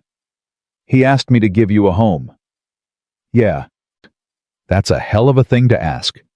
Yeah. What do you want to do? Sarah wiped her eyes. I want to honor his last wish. But I also want... She stopped. I want to know if you're doing this because Thomas asked, or because you want to. Both. That's not good enough. Then how about this? Cole set the letter down, crossed to her. Thomas gave me permission to care about you, to stop feeling guilty for being alive while good men are dead. But you, he touched her face. You gave me a reason. What reason? Hope. That maybe broken people can be fixed. That maybe families can be built from pieces. That maybe... His voice roughened. Maybe I get a second chance. Sarah's breath hitched. Cole, I don't know if I can be what you need. You already are. I'm a widow with 2 kids and enough trauma to fill a book. And I'm a half-crazy hermit who talks to ghosts. We're perfect for each other. That startled a laugh out of her. Broken, but real. You're insane. Probably. He smiled. Stay anyway. Sarah looked at him. Really looked. Saw past the scars and grief to the man underneath. The one who'd ridden through a blizzard for Jesse. Who'd stood between her and 8 armed men. Who'd kissed her like she was the only real thing in the world. Okay. Okay. We'll stay. Not because Thomas asked, but because... She took a breath. Because I don't want to leave. And after, when Jesse's better.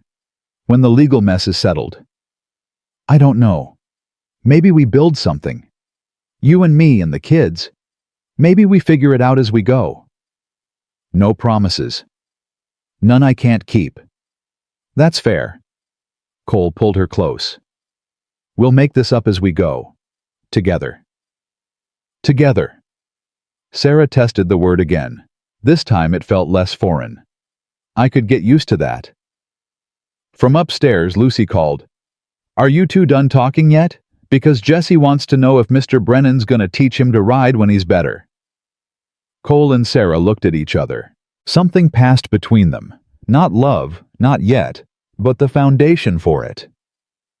Guess I'm teaching riding lessons, Cole said. Guess you are. They climbed the stairs, found Jesse sitting up, color in his cheeks, Lucy beside him, protective as always. Mr. Brennan, Jesse asked, are you staying for real? Yeah, kid, I'm staying. Good, Jesse smiled. 'Cause Papa said you would. Said you were the kind of man who keeps his word even when it costs him. Your papa was a smart man. He was, but he also said... Jesse's face turned serious. He said you got to forgive yourself, for whatever happened in the war, for your family.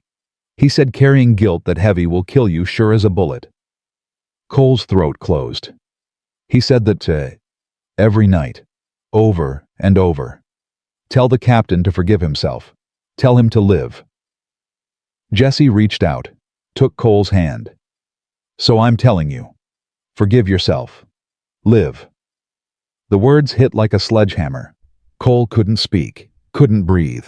Sarah's hand found his shoulder, steady, grounding. He's right, she said softly. Thomas knew what he was talking about. He carried guilt too. For men he couldn't save in the war, for chances he didn't take, for time he wasted. Her voice gentled. Don't waste yours, Cole. Please.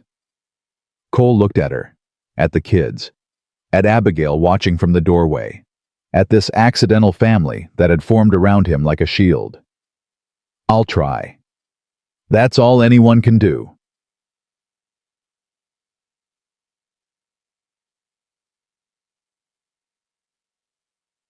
The next 3 weeks passed in a blur of healing. Jesse gained weight. Color returned to his face. His cough faded to occasional. Lucy started smiling more, even laughing sometimes. Sarah stopped jumping at shadows. And Cole started remembering what it felt like to be alive. He taught Jesse to ride, started with a gentle mare, walked beside the boy for hours until Jesse's confidence grew.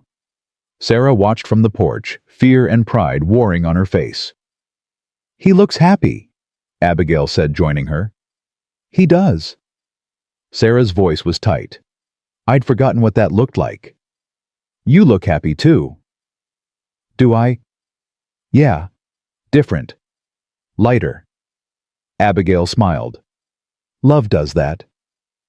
We're not." Sarah stopped. "It's too soon." "Says who?" "Says everyone. Thomas has only been gone 6 months. And you've been alone for all of them.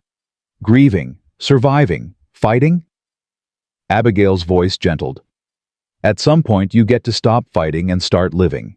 Thomas would want that." "How do you know?" "Because he wrote it in that letter.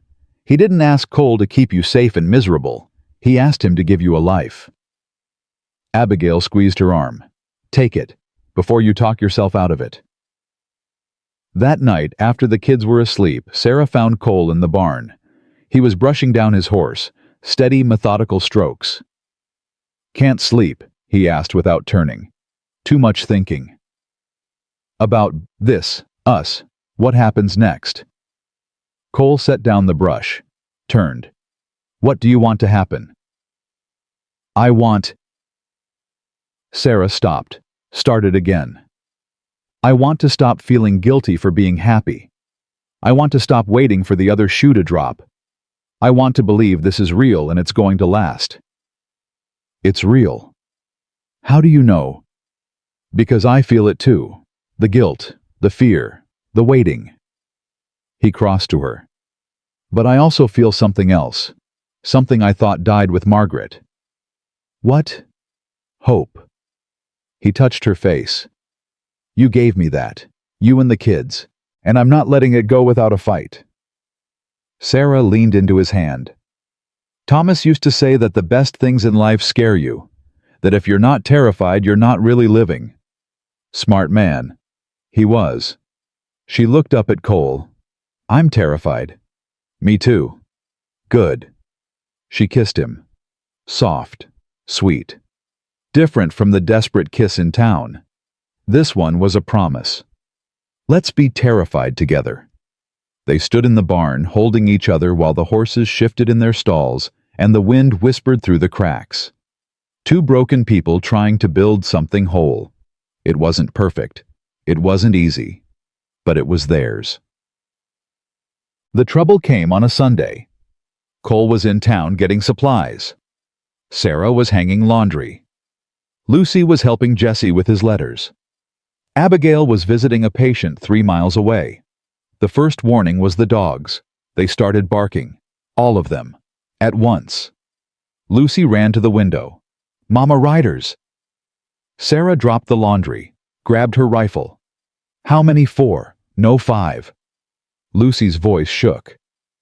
"It's Marcus Hewitt, Clayton's son." Sarah's blood went cold. Marcus Hewitt was everything his father wasn't. Young, reckless, violent, and angry. So angry. "Get Jesse. Take him to the cellar, now."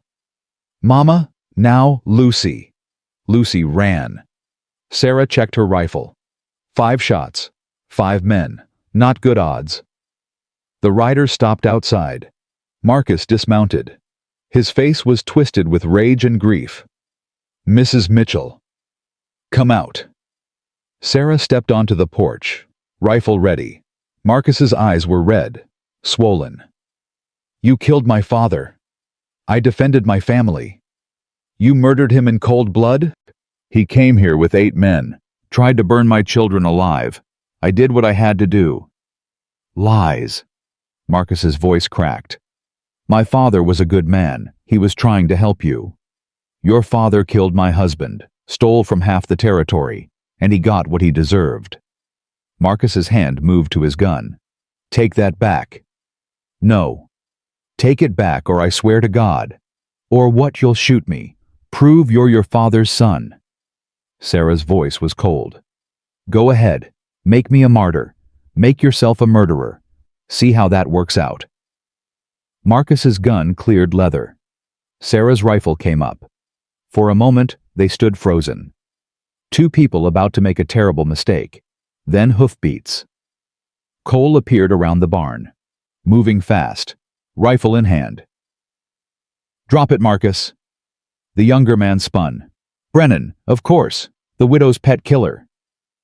I said drop it. Or what? You'll shoot me like you shot my brother at Antietam. Cole went still. What?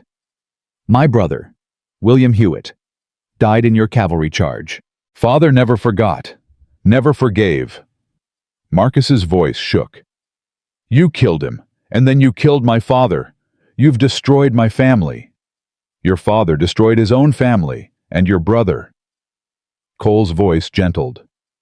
Your brother died in a war that's been over for 14 years. Time to let it go. Never. Marcus raised his gun, aimed at Sarah. You took my father. I take your woman. Everything happened at once. Cole fired, hit Marcus in the shoulder. The younger man's shot went wild. Sarah dove sideways. The four other riders pulled their guns. Then more hoofbeats. Sheriff Wade appeared with 6 deputies. All armed. All aimed at Marcus's men. Drop your weapons now. Marcus's men hesitated, looked at each other, then slowly dropped their guns. Wade dismounted, walked to Marcus, who was clutching his bleeding shoulder. Marcus Hewitt, you're under arrest for attempted murder. You can't. I can. I am. And you're lucky Brennan didn't kill you. Wade gestured to his deputies. Take him. As they dragged Marcus away, he screamed, This isn't over. You hear me, Brennan? You'll pay for what you did. All of you will pay. Wade stayed behind, looked at Cole and Sarah. That's the last of Hewitt's people. The rest scattered or saw sense. He tipped his hat. You're safe now. For real this time. Thank you, Sheriff. Don't thank me. Thank Reverend Crane. He's the one who convinced me to keep an eye on this place. Wade mounted up. You folks have a good day now. He rode off. Cole and Sarah stood in the yard, both shaking. Is it really over? Sarah asked. Yeah, I think it is. Then why don't I feel relieved? Because we've been fighting so long. Peace feels wrong. Cole pulled her close. But we'll learn. We'll figure out what normal looks like. Normal? Sarah laughed. No humor in it. I don't even remember normal. Then we'll make a new one. Our kind of normal. Lucy emerged from the house. Jessie behind her. Both looked terrified. Is he gone? Lucy asked. He's gone. Sarah opened her arms. Both kids ran to her. It's over, babies. It's really over. Jessie looked at Cole. Papa says thank you. Says you kept your promise. Cole's chest tightened. Tell him he's welcome. Tell him yourself. He's standing right behind you. Cole turned, saw nothing. But for a moment, just a moment, he felt something. A hand on his shoulder, a presence, warmth. Then it was gone. He says goodbye now. Jessie's voice was sad. Says he can rest. Says we're in good hands. Sarah buried her face in her children's hair. Cole stood apart, watching, feeling something shift inside him. The weight he'd carried for 4 years, the guilt, the grief, the rage, it loosened. Not gone. Never gone. But lighter. Manageable. Abigail returned an hour later, found them all on the porch. Sarah and the kids in one corner, Cole in the other. Both groups separate but somehow together. What happened? Marcus Hewitt came calling, Cole said. Tried to finish his father's business. Is everyone? We're fine. Sarah's voice was steady. It's over. Really over this time. Abigail looked between them. So what now? Now. Cole met Sarah's eyes. Now, we figure out how to live. Together, Sarah added softly. We figure it out together. And for the first time in 6 months, in 4 years, that future didn't feel like a burden. It felt like possibility. Spring came to Wyoming like an apology. Snow melted. Grass pushed through frozen ground. The world turned green again. Cole stood on his porch watching Sarah hang laundry. 3 months since Marcus Hewitt's arrest. 3 months of slow, careful healing. 3 months of figuring out what normal looked like. It looked like this. Sarah's hands moving efficient through sheets. Lucy teaching Jesse his numbers at the kitchen table. Abigail riding up once a week to check on everyone. The town slowly accepting that the widow and the hermit were building something together. But nothing was settled. Not really. Sarah still slept in the guest room. Still called him Mr. Brennan in front of the kids. Still held herself apart like she might need to run at any moment. And Cole was terrified of pushing, of asking for more than she could give, of losing this fragile piece they'd built. "You gonna stand there all day, or you gonna help?" Sarah called. Cole grabbed a basket, started hanging shirts beside her. "You're quiet," she said after a while. "Thinking. About this. Us. What we're doing." Sarah's hands stilled on a pillowcase. Having second thoughts. No. Having first thoughts. Real ones. He looked at her. "We've been dancing around this for 3 months, being careful, being proper, and I'm tired of it." "Tired of what?" "Tired of pretending this is temporary, that you're leaving, that we're not—" He stopped. "That we're not what we are. And what are we? I don't know, but I want to find out." Cole took the pillowcase from her hands. "I want to stop sleeping downstairs. Want to stop calling you Mrs. Mitchell. Want to stop wondering if today's the day you decide you can do better." Sarah's breath caught. "Better than you?" "Yeah." "Cole, I'm a widow with 2 kids and a past that includes killing a man. What exactly do you think is better than that? Someone whole, someone undamaged, someone who doesn't wake up screaming from nightmares about her husband drowning." Sarah flinched. "You hear that? Every night, through the floor. You crying, trying to be quiet." His voice gentled. "Sarah, I got nightmares too. We all do. That don't make you broken. Then what does it make me? Human, surviving, real." He touched her face. "And I want all of it. The nightmares, the fear, the guilt. All the messy, complicated parts you think I can't handle." "Why?" "Because I got messy, complicated parts too. And maybe we fit together because of them, not despite them." Sarah's eyes filled. "I don't know how to do this. The starting over, the trusting someone new." "Then don't trust me yet, just stay, keep staying, and maybe one day you'll wake up and realize you're not scared anymore. And if that day never comes, then I'll wait. Simple, no conditions. However long it takes." Sarah stared at him.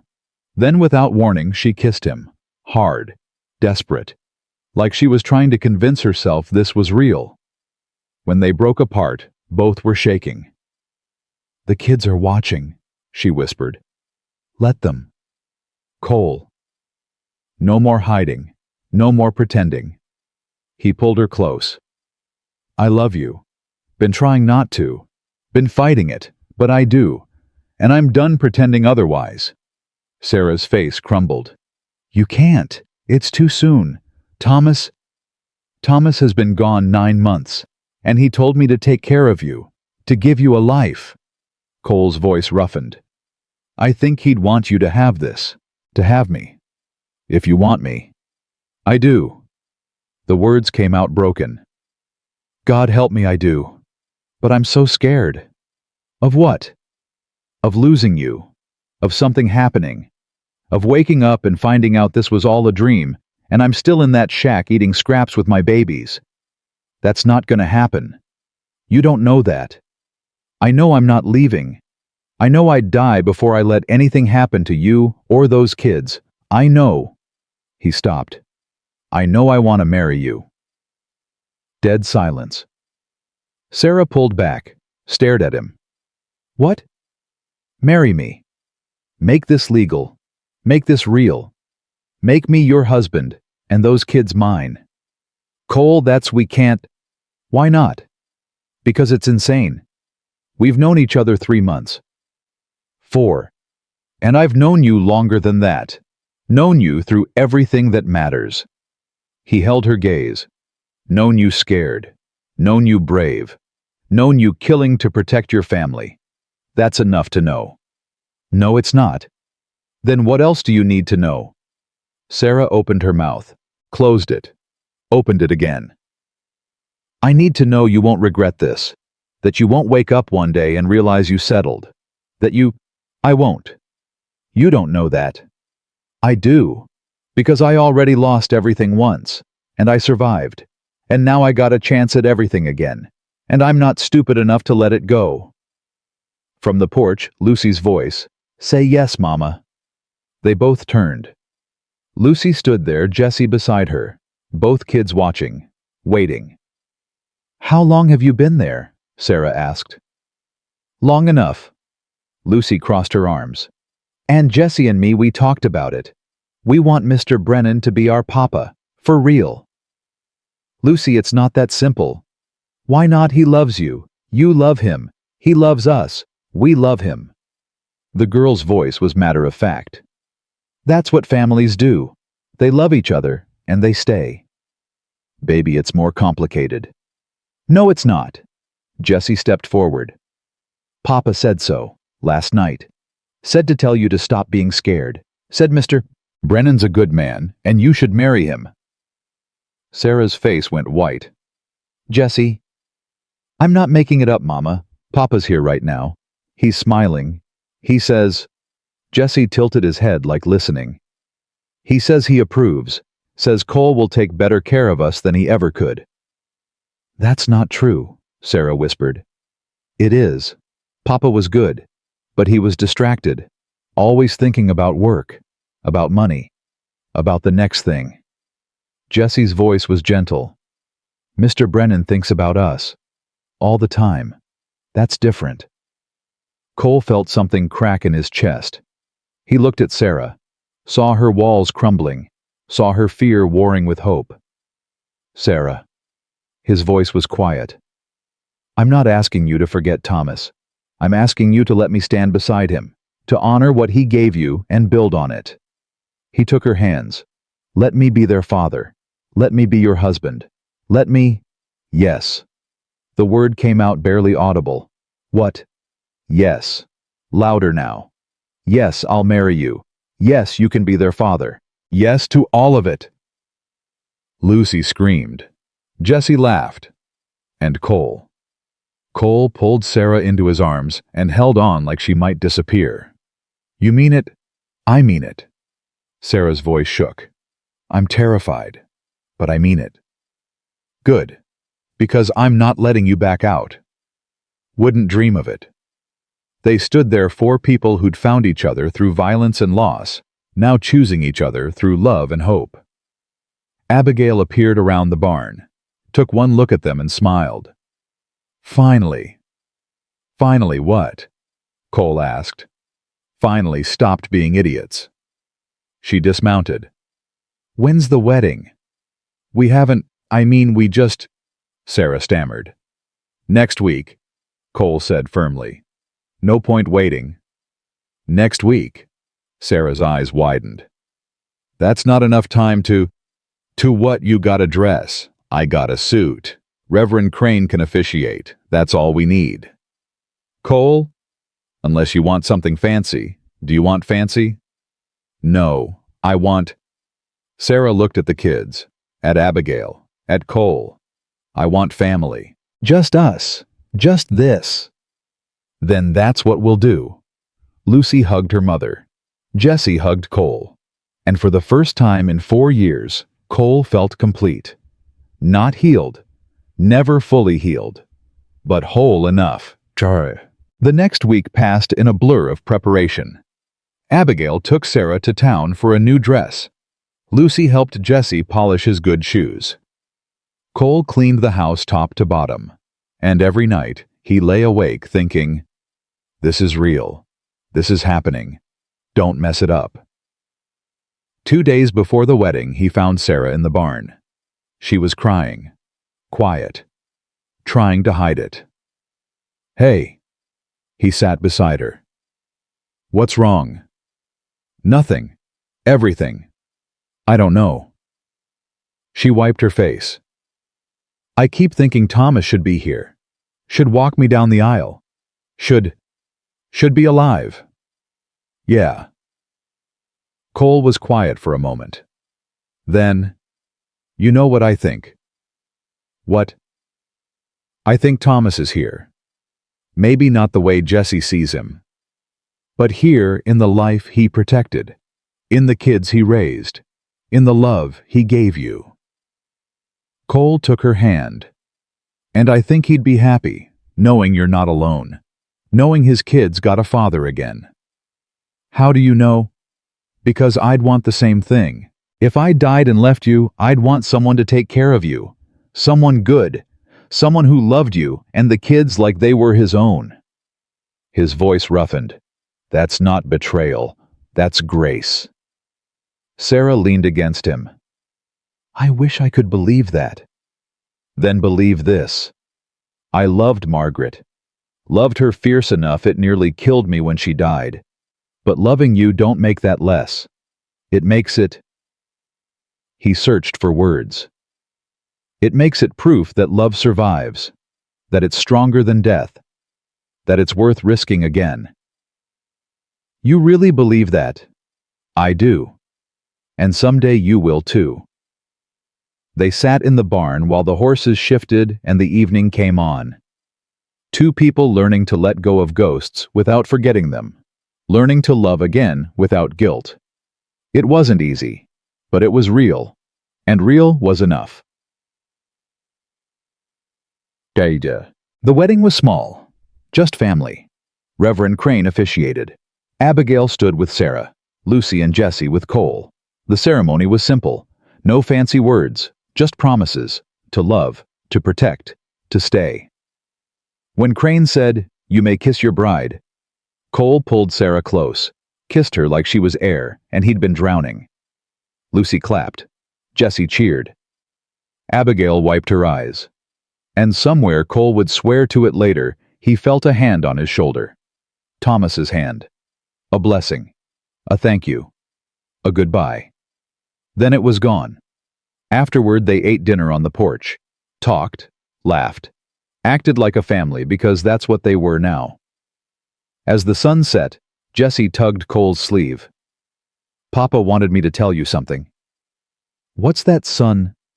"He said you're a good man. Said he trusts you with his family. Said—" Jesse's voice dropped. "Said he can rest now. Said goodbye." Cole's throat closed. "He's leaving." "Yeah. Says he can't stay anymore. Says it's time." Jesse smiled. "But he's happy. Says we're in good hands. Tell him—" Cole stopped. "Tell him I'll take care of them. Promise." "He knows." Jesse hugged him. "That's why he can go." That night Cole and Sarah lay in bed together. His bed, their bed now. "You okay?" Sarah asked. "Yeah, you—" Terrified, happy, confused. She rolled to face him. "Is this real? As real as it gets? What if I'm not good at this? At being married again? At being—" "You'll be fine. We'll be fine." Cole pulled her close. "We'll make mistakes. We'll fight. We'll mess up. But we'll do it together." Together. Sarah tested the word. This time it felt right. "I could get used to that." "Good. Because you're stuck with me now." "Guess I am." They lay in the dark. Two broken people who'd found each other and built something whole. Not perfect. Never perfect. but theirs, and that was enough. But 6 months later, the ranch had changed. A new barn, bigger garden, chickens, 3 more horses, signs of life everywhere. Lucy had started teaching at the town school. Jessie was healthy, strong, no more cough. Abigail had moved her practice closer, visiting twice a week. And Cole had stopped talking to Margaret's grave every morning, not because he forgot, never that, but because he didn't need to anymore. Didn't need ghosts to fill the silence. Didn't need memories to keep him company. He had Sarah, had the kids, had a life worth living. One evening he found Sarah on the porch. She was sewing, humming, content. "What are you making?" "Baby clothes." Cole's world stopped. "Baby, you're 3 months." She looked up, smiled. Surprise. He couldn't speak, couldn't think. Just pulled her up and spun her around. "Careful." She laughed. "You'll make me dizzy." "A baby. We're having a baby." "We are. You okay with that?" "Okay, Sarah. His voice cracked. "I thought I'd never after Emma." "I know, but this is different. This is ours, yours and mine." She touched his face. "Our second chance, for both of us." Cole kissed her, long, deep, grateful. When they broke apart, Jessie appeared in the doorway. "Papa knows," he said casually. "Papa?" Cole asked. "I thought he left." "He did, but he came back just now, just for a minute." Jessie smiled. "Says congratulations, says he's happy for you, says—" The boy's face got serious. "Says to name the baby Thomas if it's a boy, or Eleanor if it's a girl. Says that way nobody's forgotten." Sarah's eyes filled. "He said that." "Yeah, and then he said goodbye again. For real this time." Jessie hugged them both. "But don't be sad. He's happy where he is. Says Margaret and Emma are with him. Says they're all watching. Says they approve." Cole held his son now legally, and in every way that mattered, and felt the last piece of his broken heart slide into place. "Tell them thank you," he said quietly. "Tell them yourself. They can hear you now." Jessie pulled back, smiled. "We're a family, all of us, living and dead. We're all family." And he was right. 3 months later, Sarah gave birth to a healthy boy. They named him Thomas Cole Brennan, Tommy for short. Lucy was 12 when she held her baby brother for the first time. "He's got Papa's eyes," she said, wonder in her voice. "And Mama's stubbornness," Sarah added, watching Tommy grab Cole's finger with surprising strength. Jessie leaned in close. "Papa says he's perfect, says we're all perfect, says—" He stopped, frowned. "Says that's the last message. Says he's really leaving now. Says we don't need him anymore." "We'll always need him," Sarah said softly. "No, we'll always love him. That's different." Jessie kissed his baby brother's head. "But Mr. Brennan, Papa Cole, he's our father now. And that's how it should be." Cole looked at his family. Sarah with their newborn. Lucy helping Jessie with his coat. Abigail making coffee in his kitchen. All of them here. All of them his. It had taken violence to bring them together, loss to make them family, fear to teach them strength, and love to make them whole. Not perfect, never perfect, whole, and whole was enough. Then, years later, when Tommy was 5 and asking questions about the grandfather he'd never met, Cole took him to 2 graves on the hill. "That's my first wife," he said, pointing to the left marker. "Margaret, and my first daughter Emma. They died before you were born. Do you still love them?" "Every day." "But you love Mama too." "Yeah." "How?" Cole knelt down to Tommy's level. "Because love don't run out, son. It grows. The more you give, the more you got. Your mama taught me that." "And my other papa, The one who died. Thomas. Yeah. Did he love Mama? Very much. And he wanted you to take care of her. He did. Tommy thought about this. That was nice of him. It was. I wish I could have met him. Me too, son, me too. They stood on the hill, the living and the dead, all connected by love that survived everything. War, loss, violence, fear, time. Below the ranch spread out. Sarah hanging laundry. Lucy and Jessie working the garden. Abigail's wagon pulling up. Life continuing. Growing. Thriving. Cole picked up Tommy. Started down the hill. Papa. Yeah. Are we happy? Yeah, son, we are. Good. Mama says that's all that matters. Being happy and being together. Your mama's a smart woman. I know. Tommy hugged his neck. I'm glad you married her. Me too, kiddo. Me too. They reached the house. Sarah met them on the porch. Took Tommy from Cole's arms. Kissed them both. Dinner's ready. We're coming. They went inside together. Family. Real family. Built from broken pieces and held together by choice and love and stubborn refusal to give up. And if sometimes Cole still heard Margaret's voice in the wind, or Sarah still cried for Thomas in the quiet dark, or the kids still saw ghosts that nobody else could see well, that was just proof that love survived. That the dead stayed with the living in all the ways that mattered, not as chains, not as ghosts, but as blessings, as memories, as proof that they were all loved enough to be remembered. And in the end, that was all anyone could ask for. To be loved. To be remembered. To matter. Cole Brennan had been dead for 4 years. Then Sarah Mitchell and her children showed up eating scraps in the snow, and he'd come back to life.